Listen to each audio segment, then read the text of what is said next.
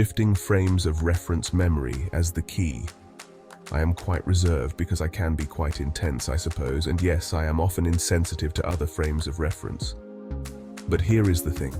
To shift frames of reference is the key. It is the necessary pivot that allows us to compute, adapt, and evolve. In my frame of reference, memory plays a dual role. It anchors and redefines. It stores what I have been and recalibrates for what I might become. Memory is the locus where frames of reference converge and diverge, where the computations of past, present, and future intersect to form something that feels coherent, if only momentarily. But memory is not static. It shifts, recalculates, and reframes. Every new piece of information, every interaction, every unspoken tension forces memory to adjust, like recalibrating coordinates in a turbulent system. This is not just a metaphor, it is a process. Just as we might shift frames of reference in a physical thought experiment to better understand extreme conditions, we shift memory frames to reconcile our experiences with the present.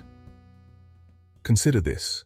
In the context of the efficient compute frontier, memory becomes the mechanism through which these shifting frames are managed. It processes the inputs, filters relevance, and discards what no longer fits the emerging narrative. But unlike a static computational model, memory is local and evolving. What it frames as true today may not hold tomorrow. It thrives in ambiguity, thriving on the very tension of shifting frames. Here is where the thought experiment aligns.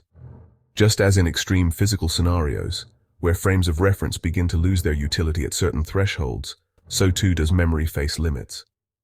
When the shifts become too great, too rapid, or too complex, coherence falters. Memory reaches a frontier where even it struggles to compute efficiently. This is not failure. It is the edge of a process redefining itself, recalibrating for survival.